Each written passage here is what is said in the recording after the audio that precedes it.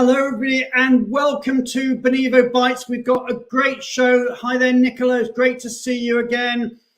We've got people coming in from all over the world, which is fantastic. We are talking about the global mobility gold rush. It is so exciting what is happening to our industry.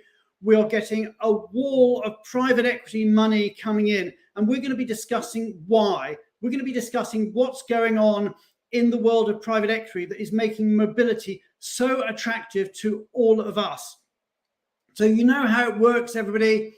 Please join the conversation, write in the comments box, tell us who you are, where you are, tell us everything that's going on. We're very, very keen to hear your views and to share your perspectives, as well as us sharing our own. So as I said, we've got a great show talking about private equity and everything that's going on in this amazing world of investment from all over the globe, and we'll be talking about that with our special guest. We've got Braden Snyder from Updata Partners joining us later on, as well as Nitzan, Yudan, and as I think many of you in the audience will know, Benivo has recently closed a $12 million funding round with Updata Partners. So we're very excited to get, if you like, a real life personalized case study as to what is going on in this world of private equity and how it is going to change global mobility. In many ways, it's going to change global mobility forever. So that's what we've got coming up. But what else? Well, next week, we've got an amazing show for you today. Next week, we're going to be talking about we're going to be talking about mobility across cultures, managing mobility across cultures. And I'm delighted to say that we have the legend of intercultural trading, that is Dean Foster, joining us. And as well as Dean Foster, we've got Anna Monsalva from Canny, and we've also got Kristin Dardani from Brain Labs. So we've got two leading in-house global mobility specialists and one leading intercultural trainer. So if you've ever watched Emily in Paris and thought this should be compulsory viewing for your assignees, then we're going to get into that, the reality of all those intercultural issues that happen. So it's going to be a great, great show next week. But of course, as you know, we also offer CPE codes. So if you want your CPE, whether it's from ERC, from SHRM, or from HRCI, then these are the codes. I'll leave this on screen for a moment, but if you want your codes, your CPE codes, then whether they're from ERC or whether, with great thanks to our friends at Rocket Mortgage, from HRCI or from SHRM, these are the codes. So if you need the codes, just screenshot this page right now, or get your camera and take a quick snap, or get the old-fashioned pen and paper out and write down the number. But that's that. So what's Chris saying? He's saying happy 92nd National Day in Saudi Arabia on the 22nd of September. Warm greetings from Riyadh. Great to see you, Chris. And thank you for that message. So let's talk about some breaking news. What's been going on in our industry? Every week, we try and give you the latest breaking news from around the industry. So let's go for it. Let's find out what has been happening in global mobility this week.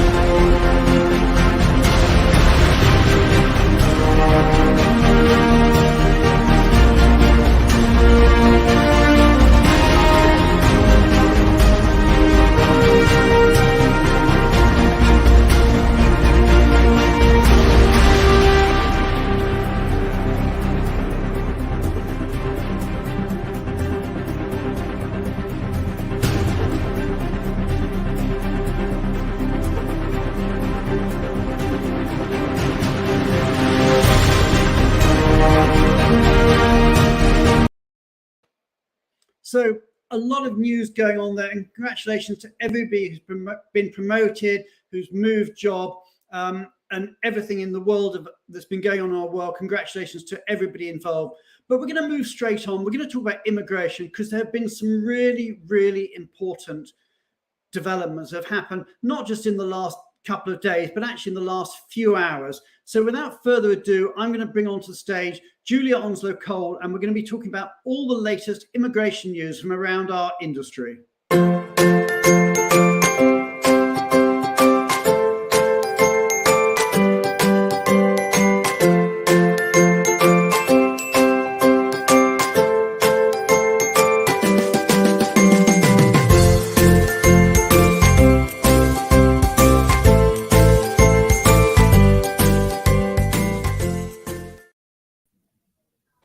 Hey, Julia, how are you doing? Brian. Very well, thank you. Yes, very well. Okay, so I know you're going to be talking about European travel, and I know there's been some major developments breaking just in the last few hours, as well as stuff that's been going on over a slightly longer period. So tell us all the news, and this is really important stuff to share with all our global mobility friends around the world. Yeah, thanks, Brian. So I was, and thanks very much to Jen Fackelman and her team from Nomadic going to talk about business travel in Europe. And I will still be talking about it, but it's particularly pertinent at the moment for Russian citizens because, as we know, in the last few hours, President Putin has ordered a partial mobilization in Russia. And we have this morning been receiving a lot of calls from clients who are looking to move people from Russia quite quickly, especially to obviously visa-free destinations. And, there has been a surge in travel bookings, even though, the costs of flights are very prohibitive at the moment from Russia.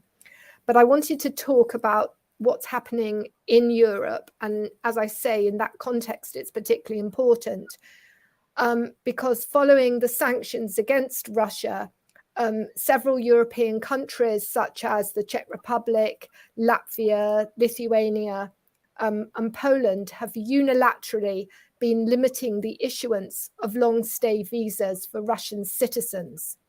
And in addition to this, the Baltic countries have agreed together to restrict entry through Russia and Belarusian borders to Latvia, Estonia, and Lithuania for Russian citizens with Schengen visas. So Russia is really now being isolated. As Nicholas said here, flights from Moscow now to Belgrade are 8,000 euros. And I've heard similar numbers. I've even heard 11,000 euros. I mean, prices are going crazy as people are scrambling to get out. Yes. And, we often talk about Europe and we often talk about, the lack sometimes of a coordinated approach. But on September the 12th, the EU did get together and took a common approach to suspend the EU-Russia visa facility agreement, which prior to the suspension had given Russian citizens applying for Schengen visas a very sort of slimlined and easy process. So following the suspension of this agreement, all Russian citizens that are applying for short-term Schengen visas should expect, amongst other things, the following: an increase in the government fees, an increase in scrutiny of applications, and an increase in processing times. And on the ground, what we're seeing is where it was previously taking 10 to 15 days, some are taking 30 to 45 days. And in addition, we're seeing fewer multiple entry visas issued to Russian citizens for short-term travel in the Schengen area. And the European Commission has published some guidelines about how EU member states and their consulates should analyze short-term visa applications submitted by Russian citizens. And I'm just picking out a few of the really important ones that, first of all, applications should only be examined by the consulate of the competent member state in whose jurisdiction the applicant legally resides. So you can't go to another place. You have to do it in the country that you legally reside, at the consulate of where you legally reside. It tells the European directive is the European Commission guidelines rather say that they should be given a lower priority, and that member states could, on the grounds of threats to public policy, object in individual cases, and valid visas for Russian citizens could be revoked. And most importantly, the mere possession of a valid Schengen visa doesn't confer automatic right of entry. So the situation remains very fluid, but I really wanted to just highlight that for everyone today, because it's really, really important. And with the news of the mobilization, you're likely to get a lot more questions. And then I just wanted to very quickly talk about some of the longer term trends. And when I did my global overview, I said that one of the longer term trends in Europe was the implementation of this ETIAS system. It's short for European Travel Information and Authorization System, implemented next November. So this is going to be electronic pre-travel authorization. It's going to be required for UK. Okay, I think we've lost Julia. Oh, hello. Come back to us, Julia. Oh, good. Glad I've done. So ETIAS system coming in November next year. It applies to everybody is a visa exempt, and it's electronic, and you need to fill it in prior to boarding a flight. And then there's going to be bigger usage of the e-gates. So they're going to be really digital systems. Now, the real importance of this is that then now the countries will be able to track how many days you're spending in Europe. And, we've always said that you should only be spending 90 out of 180 days. And, these days will be really electronically, tracked. So I think that's a very important point. And also there's going to be generally much more digitalization for the visas, and they're going to look at getting away from the visa sticker because there's so many security risks with that. And also there'll be a clampdown on forum shopping. So typically people might want to apply in the easiest country, but they might not actually have plans to be in that country. They really want to be in another country in Europe. And, that will be curtailed. So I suppose really it's just 2 points from today. The first is just be very aware and ready to support if you need to move Russian citizens. And the second is be aware of the difficulties, particularly around Europe. And the other point is, with all of this digitalization, with all of these new changes next year, you have to be really careful that your people are traveling within the stated guidelines and doing everything properly. And you've got sort of a little bit of headroom to get that in order. Okay, so thank you so much for that, Julia. And just to say, if anybody is having problems paying people who are in transit, then do remember that Benivo has a fintech solution that can help pay people who might be in a difficult situation without access to accounts or what have you.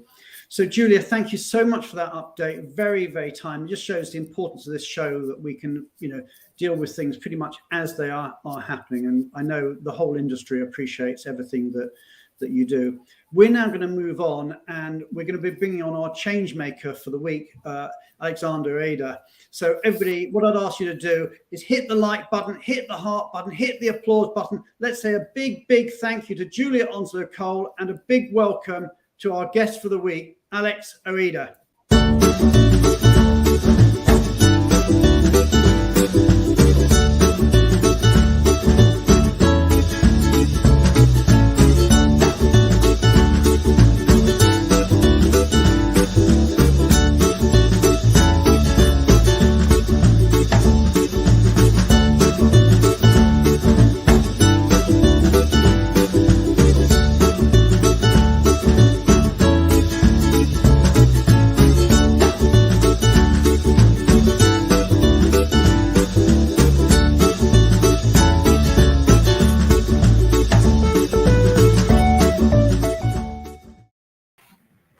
Hey, Alex, Alexander, what do I call you? Is it Alexandra or Alex? Doesn't matter, both. I react to both. As when someone called me Alexandra, especially my dad, I knew I did something wrong. So I see. call me Alex. Alexander is your in trouble name. Yes. Okay, well, okay, we're definitely doing an Alex then. Okay. So anyway, Alex, great to have you on the show. And I know you've been on the show before. I think you were on the show in the middle of pandemic, which fortunately is, is pretty much behind us now. Yes. But for those who don't know you, tell us a bit about yourself, because as you were telling me, global mobility is really in your DNA, literally. So tell us a bit about your family background. Yeah, so I was born in the UK, in London, and then my parents, my dad born Japanese, about half Japanese, my parents Slovenian and Japanese, and my mom German. We emigrated to Switzerland, and that's where I was raised. So I think just because of that, and especially in Switzerland, I grew up in the bilingual French, Swiss, German area. So there was always kind of different culture, different type of people around me, which kind of, I think, always let me feel like I think I'm destined to do something different. I always wanted to move and travel around. So Switzerland was definitely not my place to be for sure, for good in the early ages. So I then studied law, and after university, I actually decided to live a year in Japan just to find out about my heritage and find out what life is about in Japan. And that was the first time I came across relocation, because I have no support whatsoever. So that alone was an experience. But then I ventured into law, banking, and I thought like, oh no, that's not my thing, and ended up in HR. So you're now with Pearson, yeah.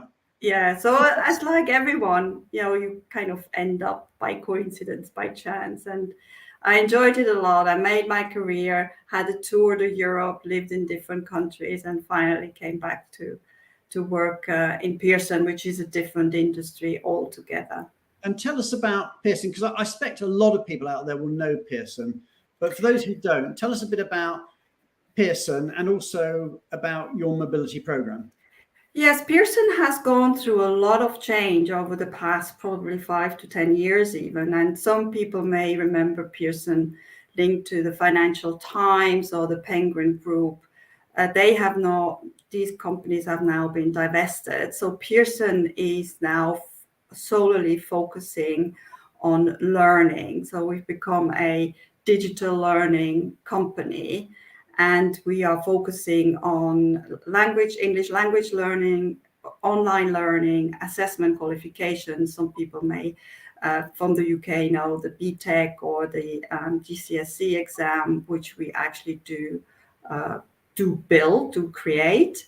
And also in workforce skills, which is linked to the big topic of where are the skills, and we acquired an AI technology to assess the skills within the company. Got it. So you're very much from a tech background as a company, and is that what attracts you to tech in mobility? I know all our change makers have got a passion for technology.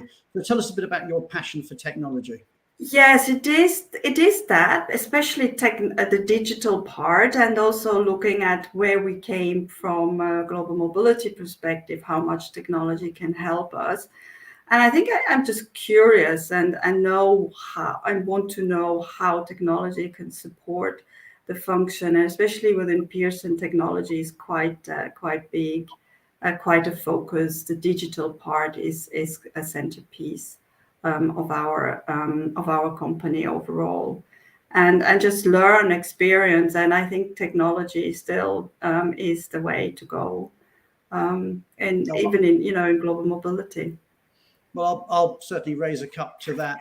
Before we move on, we're going to move on to talk about technology and about best private equity investment in our section with talking about the mobility gold rush. But before we do, just tell us about the charity you support, because all our change makers support a charity of their choosing. So tell us about your charity. Yeah, I think it might be a bit unique to others, but during the pandemic, we came across this charity, and being a good Swiss citizen, recycling, environmental concern was always part of or inside me. But that really changed with obviously the lockdowns, etc. So we walked a lot around the neighborhood. I think a lot of people can probably relate to that. And that's when we came across this one natural park called Camley Street, which is, and I couldn't believe it when we saw it. It's right in the middle with the huge development of King's Cross and Regent's Canal. So that's where I've met volunteers, and they explained to us what the London Wildlife Trust is about. It's part of a bigger trust within the UK. There are 46 different trusts, and you can volunteer. You can actually visit a lot of the sites. And what actually also intrigued me a lot is that it teaches children, educates children to learn about nature and how important nature is within a big city like London. And so, yeah, that's what actually caught my attention. And I thought I should do something for the environment, not a volunteer yet, but at least, can stand up and say, nature is important for us going forward. Where would we be without nature? Exactly. That's great. And nature is important for all of us. So many thanks from everybody at Benivo to you for being one of our change makers. Good luck with your with the Pearson program and all the changes that you drive through there, and also good luck with all your charity work. All that really remains for you to do is to say goodbye to you, wish you good luck as you go forward, and also to bring onto stage our producer Tally, who's going to be giving us a very short update as to what the next few weeks hold. So everybody, you know how it works. Hit the heart button, hit the like button, hit the applause button, and let's say cheerio. We'll see you at the end of the show, but let's say cheerio to Alex Arida. Take care, Alex, and we'll see you. Thank you. Thank you. And we'll bring on to the show now our producer, Tally. So, Tally, how are you? And what news? Hi, Brian. Tell us the news. I'm very good. And today, I want to start by inviting everyone to a 3-part mobility masterclass series that is going to be led by our strategy council member and the industry expert, Eric Halverson. Eric was here on the show a few times in the past, and he always fascinated me with the depths of his experience and knowledge. And so I'm going to be there for sure. And as we just heard before we started the show, the seats are almost sold out. So I'll post the link. And if anyone wants to attend, you should hurry. It's gonna be big. I think I was told that 40 people registered to be in part of this program within the first 40 minutes of a Exactly. Yes, within the 40 minutes, the first 40 minutes. Yeah. So the second thing that I wanted to remind is to all our change makers in the audience. I already saw some of you. We want to meet you in person. So we're going to look for different opportunities to meet you. And this time, if anyone is attending the GWS in Vegas, let me know. We would love to arrange a dinner or any other gathering. And of course, if you're not yet a change maker, and do check with me if you qualify. It's really this is open to any change maker or anybody who's interested in becoming a change maker. Yes, Okay. True. Thank you so much, Tally. Yeah. And the last thing I want to say is huge congratulations to our developers team in Armenia that won the best QA team award. And in the picture, we actually see the group holding our Emma award, which we also won this month. So 2 awards in 1 photo. And this is a fantastic group to join. And so while I'm at it, I want to remind also that we keep recruiting. So do let us know if you want to join us. And that's it for today. Okay, so thank you so much, Tally, and we'll see you at the back end of the show. What I want to do now is to get on to talk about private equity and how it is changing the world of global mobility forever. So say goodbye to you, Tally. Everybody hit the heart button, hit the like button, hit the applause button, and let's welcome our very special guests, Braden Snyder from Updata Partners, as well as Nitzan Yudan, the CEO at Benivo.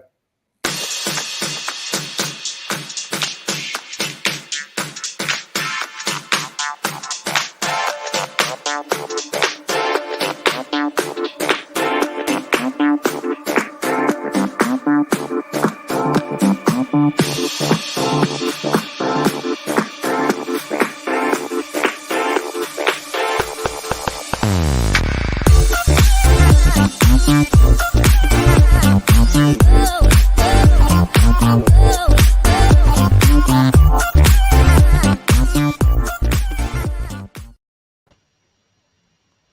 so excited for this show because let's face it, private equity has transformed our business.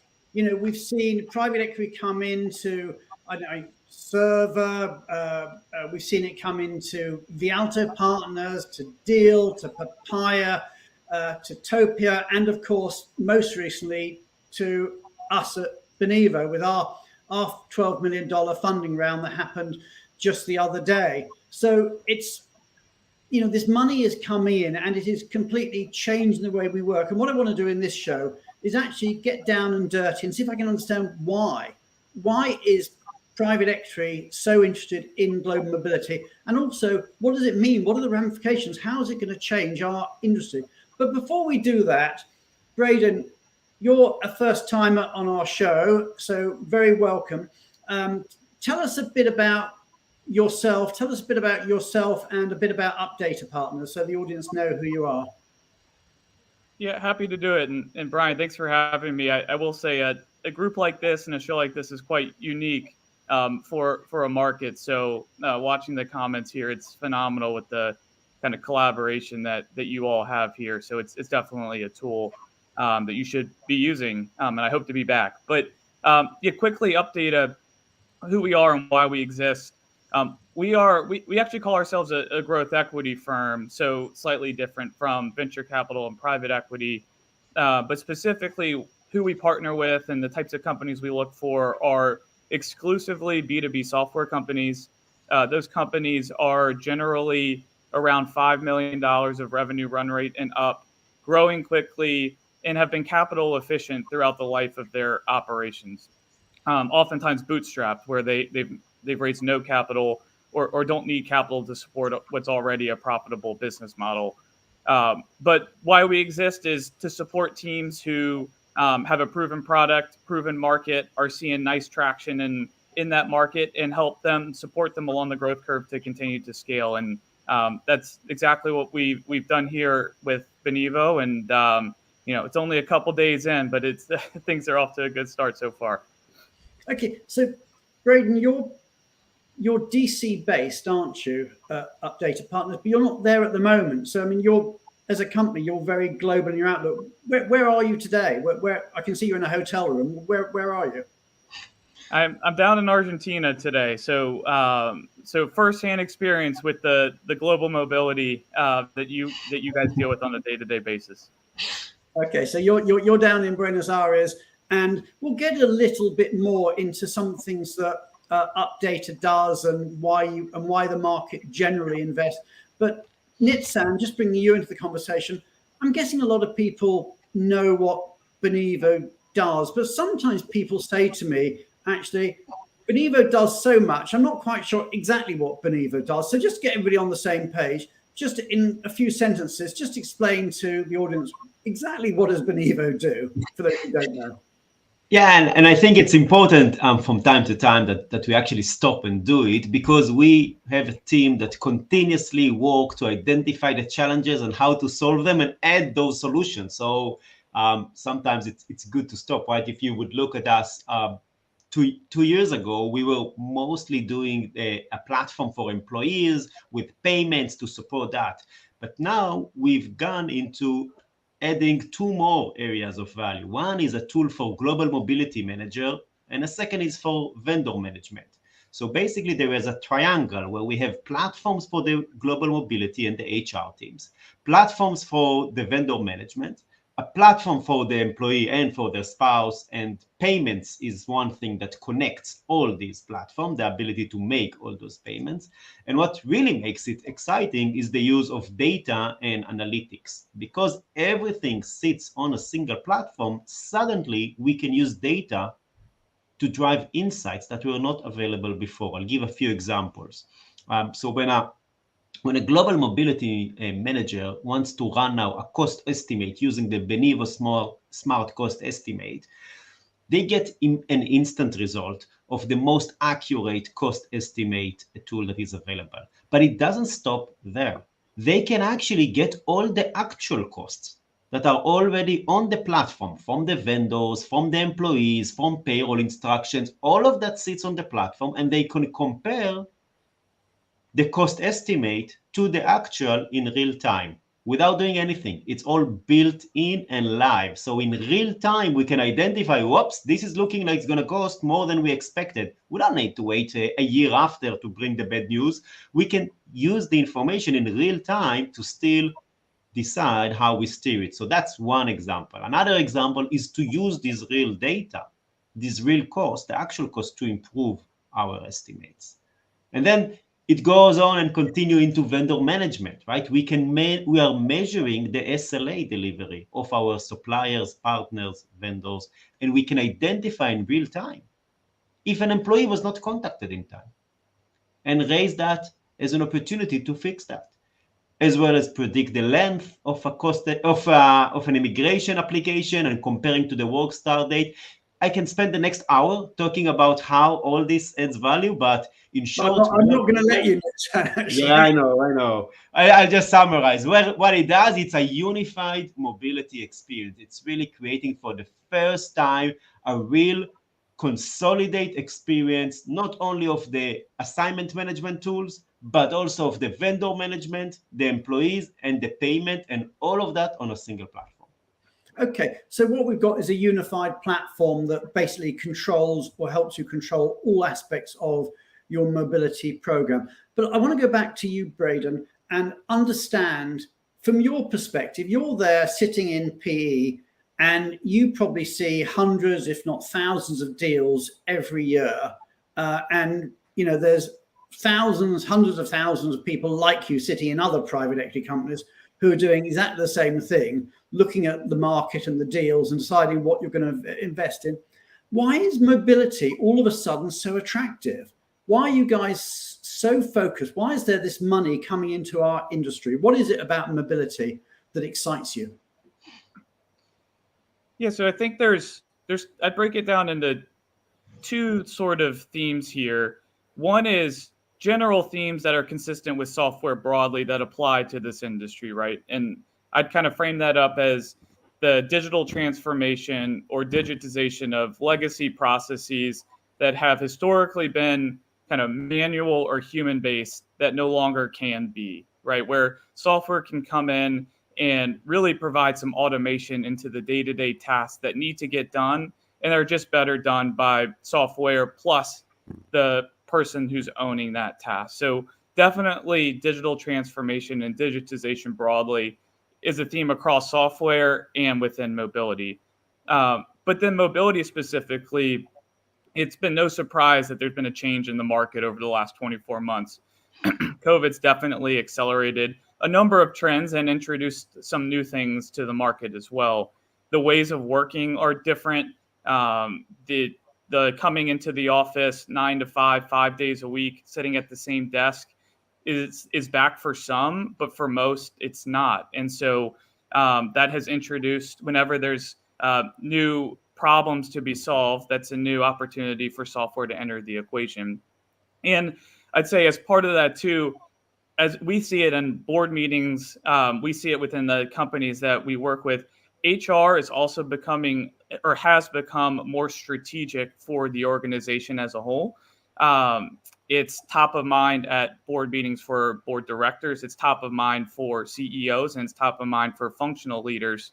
And mobility is a big piece of that today, specifically because of the first point, which is, this way of working is different. The competition for employees has increased. And so leaders are looking to mobility leaders to say, hey, how can you be an added piece to this problem that we really need to solve? Because it could be a critical element to whether we're going to be successful, whether we're going to beat the competition. And it's just up-leveled the position of mobility and HR within the organization.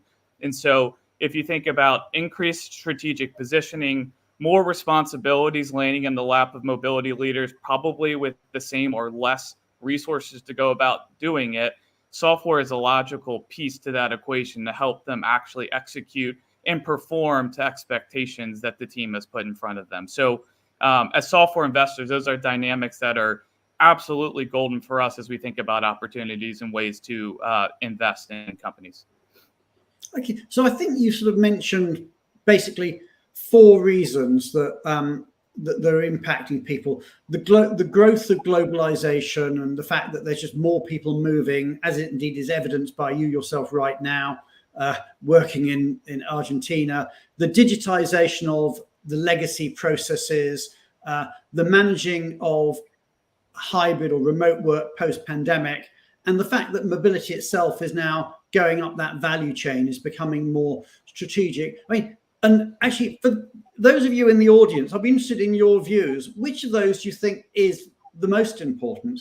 If you had to do it, we actually did this as a LinkedIn poll, and I'll share the answers with you in a moment. But out there in LinkedIn world, which do you think is the most important? The growth of globalization, digitization of legacy processes, managing remote work, or the fact that mobility itself is now more strategic? I mean, Nitzan, from your perspective, what's your take on this? Why do you think there's so much money coming into our industry?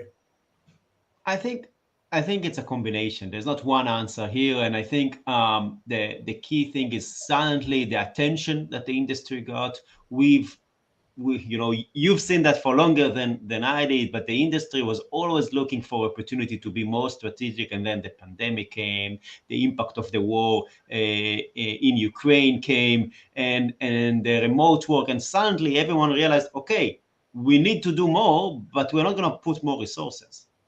And it's time that we digitalize that. We see that a lot with companies we work with that actually stand for a second and say, really? Are we still sending checks by post? Are we still processing expense reimbursements manually? And it takes us 2 weeks to reimburse the money, and there we need to be 3 people involved in that process.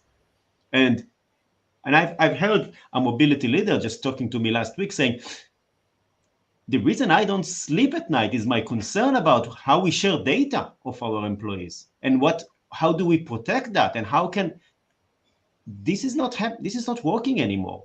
This is just the attention, the level of attention that we've got in the industry is high, and so the expectation went dramatically high. I think these are the forces that are driving so much interest into the industry now.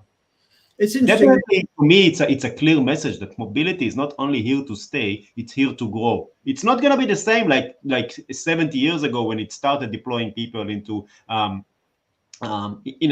in a very rich assignments to very senior people. It's not how it's going to continue, but it's definitely here to grow. And actually, I see Stephen Hoffman there put no more spreadsheets, and I agree to that. If we can kill off the spreadsheet in some way, or at least digitize vast aspects of it. And also if we could, there's nothing that fills me more of dread when someone says, oh, it's just a question of cut and paste. If we can get rid of cut and paste or copy and paste and have everything automatically pre-generated, digitized, I think we can change the world. You can see the responses to the survey here, and broadly speaking, I think it sort of splits fairly equally between the 4. I mean, slight differences, but they all sort of seem to be sort of around the 25% mark. And as Jenny, gosh, it must be late where you are, Jenny. I think you're out in Australia, aren't you, down there? And I saw Pankaj from India, so we've got some real late birds on our show today. But yeah, as Jenny says, I think all of the above, these are all reasons. But let me move on and ask you another question, if I may, Braden. I mean, you, as part of this, were evaluating the market. I mean, that's something that you've been doing. So tell me, how do you go about evaluating the mobility market? How did you do it? I mean, you came in as, I suppose, relative strangers, newbies to mobility, and there you were tasked with making or not making a significant investment. How did you go about it? How do you evaluate the mobility market? Yeah, I'd like to say that we were experts and we've been tracking the market for 10 years and we could see all of these things coming, but not exactly true. So when we think about evaluating the market, or why we choose any market to evaluate, it is more real as well when you, as an investor in your own firm and your own companies, are experiencing problems or pains that you feel like software could help address. Again, I'm traveling. Our companies will hire a new executive. The first question is, where are they going to be based, remote or in the office? It's not a question that we asked previously. And so as we think about these challenges happening at a relatively small scale compared to a lot of the enterprises that, say, a Benivo supports, you can absolutely picture the problems that need to be solved. And so when we approach the market, first and foremost, we're software investors. And so we said, hey, we need to find software vendors who have true software platforms that can provide value to the industry, not services companies, or not software being only a part of the value proposition. Software needs to be the underlying driver of the value proposition. And frankly, that skinnied the pool of companies that even surfaced to the top, just given the state of the market and the evolution that it's been going through. And then from there, for the same reason that those four areas were all kind of evenly split, there are a number of different problems, a number of stakeholders that are involved in those problems. And so to truly provide a solution that meets the needs of what the market is asking for, a software vendor, in this case, needs to be able to address all of the stakeholders. So is this just another point solution that is solving a part of the problem, but you need to either go look to a services company or look to 2 to 3 other software companies to fully address the pain points that you're feeling? Or is there a vendor out there that actually can address each of the stakeholders and each of the constituents that the mobility manager is responsible for managing? And that pool was even smaller. In our opinion, it was really only one that did that. And then if you lastly layer on, okay, what's next once you have the management of all the stakeholders, the digitization of all the processes, it's the payments that need to happen in order to complete the loop, right? To really remove the administrative burden. And if the mobility manager is expected to be strategic, allow them to address strategic problems in the day-to-day being handled by a software vendor, that again, the pool was even less. And so we had our criteria on, hey, ideally, what would this software company, because it's only software, be? Who do they address in terms of stakeholders, and what is the underlying functionality that really addresses the pain points? And Benivo surfaced to the top, but that's kind of how we slice and diced our market evaluation. And of course, then once we thought Benivo was the company we wanted to invest, we went deep in diligence to validate all the hypotheses we had and the things that we heard. We talked to the majority of the customer base who had validated all of these things that we believed to be true, the value that they saw, the efficiency gains that they had, the ease of use that they experienced compared to other providers in the market. And that's why we had conviction to move ahead and actually close the investment. But the first part of that is how we identified who we at least wanted to go into diligence with to see if what we believed was actually true. Yeah, because due diligence is a big ask. I mean, I know I've been through, suffered, if that's the right word, been the target of due diligence. I've been through that process. I know how thorough and comprehensive it is. So tell us a bit about the due diligence that you do. For anybody who's looking to raise finance in their own company, in months or years to come, just tell us a little bit about what due diligence is like. And then I'll ask Nitzan, what's it like from his perspective? But from your perspective, what are you seeking to get out of due diligence, and what sort of things are you asking? So I can speak to it from our standpoint as a growth equity investor, where it would probably be very different if you're going through a venture capital fundraise or a private equity, true private equity kind of majority transaction. And so at the growth equity stage, as I mentioned earlier, what exists is there's already a proven product, the product market fit exists, there's an existing revenue base, so there is some initial scale, and so that means there's financial and operating metrics diligence that can be done for health of business model. But the go forward strategy and how we collectively all continue to make a successful business is by investing in top line growth. It's not by cutting costs or reducing expenses to drive up profitability. It really is, what are the areas of opportunity for increased investment to support the existing customer base to make sure they're getting full value of the platform we have today? How can we continue to innovate and introduce new products and features to the market that our existing and new customers would benefit from? And how do we make sure what we believe is an industry-leading platform can get in the hands of as many enterprises that we think are target accounts for a given company with increased sales resources. And so our diligence is really all about where can the investment proceeds be used to continue to support what's already a successful business and ideally accelerate that so that the business does not run into any roadblocks along the way. So in summary, validate the health of the business as it stands and what we believed to be true and for why we believe it was in a strong position, but really start to stress test, is the business set up to take increased investment, and or are we aligned in the areas where we can put proceeds to work to really drive continued growth alongside the management team? Okay, so Nitzan, from your perspective, you've been the target of due diligence, and more importantly, the round has been closed. So you've raised, or Benivo's raised $12 million, and that's very, very exciting. But the real question, I suppose, that the market is going to be asking, and I'm sure Braden and his colleagues are going to be asking, is what are you going to do with the money? I know, some companies get the money and it gets sort of, spent recklessly on fancy offices and the like. And I noticed that from Benivo, and everyone's been posting about it, is that you sent everybody some 12 cupcakes, one cupcake for every million that was raised. We each got each. So it's the $1 million cupcakes that we all got. And I know everybody in Benivo is really delighted with the cupcakes, which is great. But I mean, to me, that's a nice balance. It's saying thank you to people, but on the other hand, it's not saying the money's going to our head and we're going crazy with it.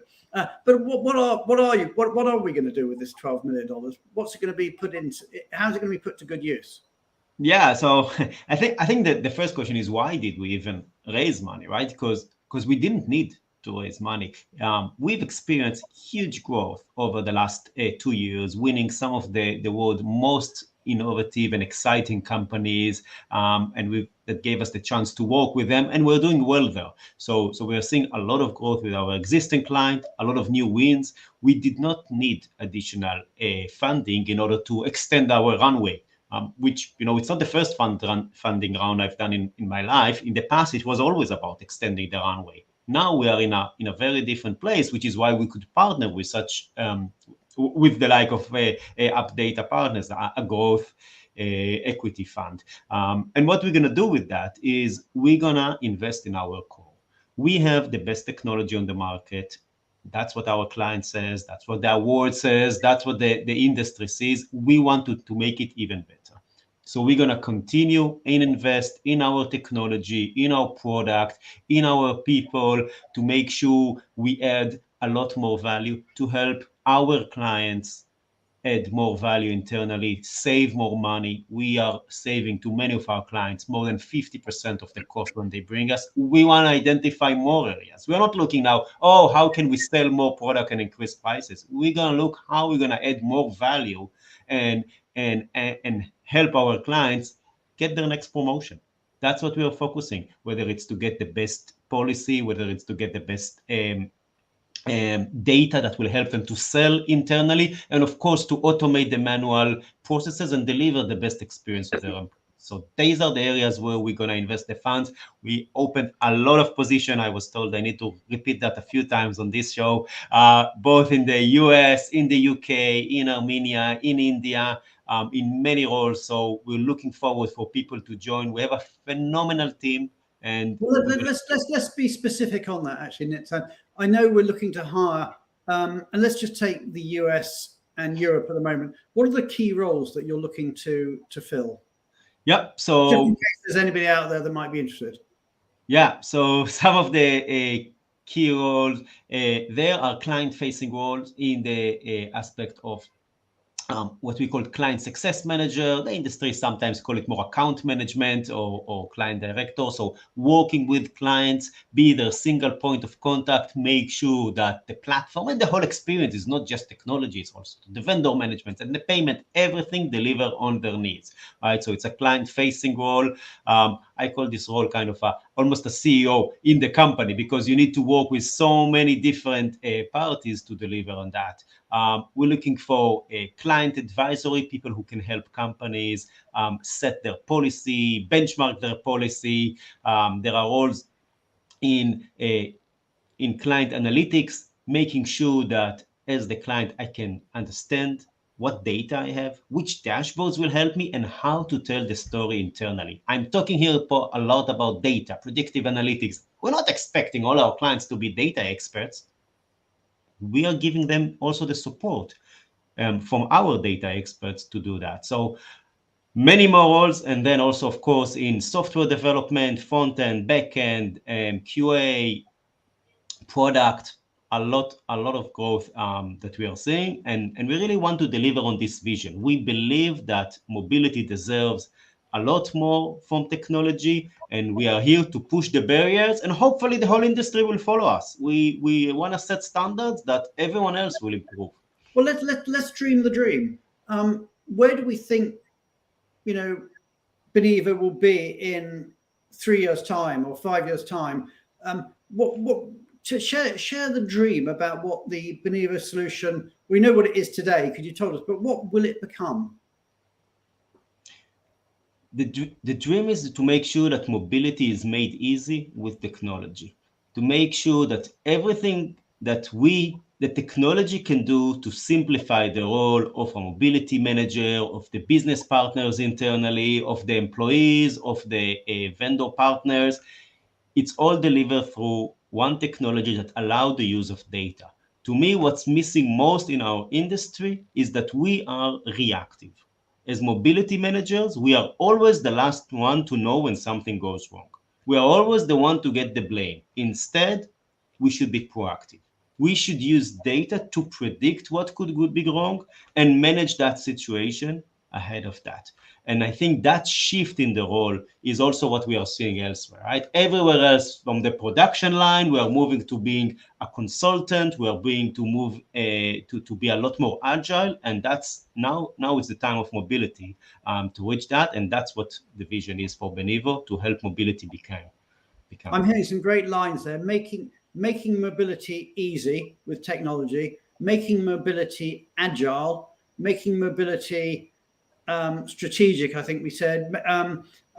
So we've got lots of making mobility proactive, I think was another line you used. So those are some wonderful ideas and concepts, and I think we are definitely moving down that direction. And I think going back to what we talked earlier about the digitization of legacy processes, I think one of the problems that we've been seeing in our industry, and God knows I've been banging on about this for long enough, is we don't have consumer grade technology. And if I've said it 1,000 times, I don't know, probably 10,000 times, we enjoy better technology when we're ordering a pizza than we do when we're managing a relocation. And that's what the mission is to change. It's to get our technology up to the same level as when we're ordering from Domino's or somewhere.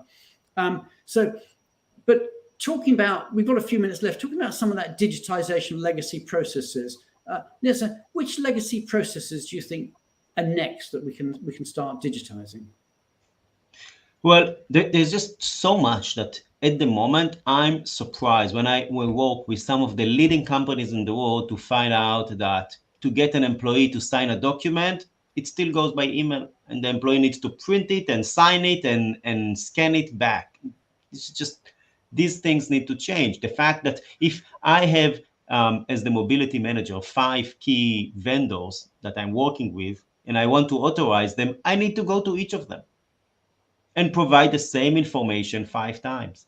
And then the employee needs to go and provide the same information. We've done the mapping with one client. 17 times they provided the same information during their relocation process. Wait. 17 times they have to provide the same information just to move one individual from wherever to Seattle to Tokyo or whatever the move might be. 17 times they've got to provide the same information. I mean, that is crazy. And that is not beyond the wit of man to actually put in that technology. But there's also got to be the will, I suppose, from the client perspective to want to change. And how do you go about that? How do you actually get the organization to want to change? And yeah, it's a good point, because this is not just frustrating to the employee. It's also costing money. and it's creating risks of mistakes. It's 17 times more likely to make a mistake because we need to repeat that manually. And then the data, the cybersecurity. How do we protect the data of the employees if it's spread with in so many places? And I think those are the things that are driving change.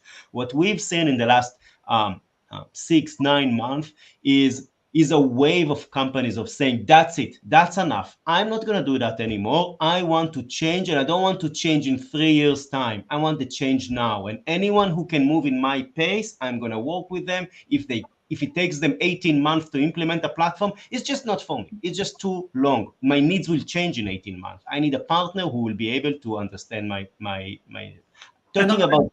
I saw Stephanie's comment. Let's just pull that up again. Stephanie Kuhn. She said, "Yep, so much administrative work in mobility, it's unreal, and we put up with it." And that is the mission, to change that, and that's where certainly I get the passion. I think the entire Benivo team gets the passion that we need to change the world so we don't have these same legacy platforms that are out there that people are using that just don't talk to each other, which are inefficient. And we've got the technology to do it.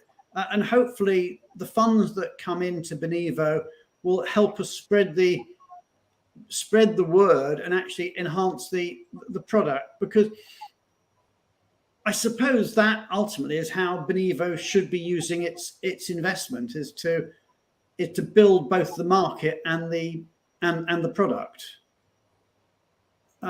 But so actually one last question I'll ask of you, Nitzan. We've only got a few minutes left, but we've talked about why Updata picked Benivo, but I just want to flip that for a moment. Why did Benivo pick Updata? Because as I understand it, there were various companies that were biting at the bit to invest in Benivo. So how did Benivo select Updata rather than one of their competitors? Yeah, it's a relationship, right? It's a two-way process. Sometimes people don't look at that way. I like the example that Professor Eli Talmor, who was our first investor and our chairman, says. He said, investment is a marriage. You need to go to it after you've established a relationship with your eyes open. And that's, I think, you ask about the due diligence, why is it important? It's important because it's the opportunity to get to know each other very, very, very, very well. And after that, there are no surprises, right? It's not like, oh, I thought this, and it's going into that relationship with our eyes open. And the reason we chose Updata, and we had, right, at the final stage of this funding round, we had 4 proposals, 4 funds who wanted to invest in Benivo. And the reason we went with Updata was, first, that relationship was already in place. Second, we were impressed by the amount of effort they've put to learn the mobility industry and how they understood the strategic opportunities within mobility. And also their track record is amazing, right? One of the reasons we wanted to make this funding round was to ensure we guarantee the future of Benivo, that Benivo will never be a write-down, that there's always enough cash in the bank for us to do everything we want, regardless if there is now recession or a pandemic, or I don't even want to think what could go wrong. Okay, I'm going to finish up with this reputation. Updata has this reputation of no write-off, of successful investment. And when we did our due diligence on them, talking with their portfolio companies, the feedback was amazing. All of them said, these are the best investors I have. Well, obviously it made us want to do the same. Let me just finish up with a couple of comments from the audience, from one of our regulars, from Nikola Radinovic. Amazing to listen to Nitzan. Behold, for this is all true. We are ready for change as an industry, and technology is our way ahead. I mean, that's so true. And I just want to, I've got to put this one up here as well. This is from Annabelle. She says, Benivo is a brilliant platform. The team has taken the time to make it so useful to employees, employers, and moving family members alike. Bravo. And Annabelle, many, many thanks for those kind words. All that remains now, though, is we are out of time, is let me bring our guests back on. Here's Alex Oida, Julia Onslow-Cole, and, of course, our producer, Tally. So all that really remains is to say goodbye to you, the audience. We will be back this time next week when we're going to be talking about managing mobility across cultures. We've got a fascinating show with the legend that is Dean Foster, with Anna Monsalva, and with Kristen Dardani. So we've got a great show for you next week. And goodbye. Thank you to all our guests. Take care. Have a great week. And we'll see you, everybody, next week. Goodbye.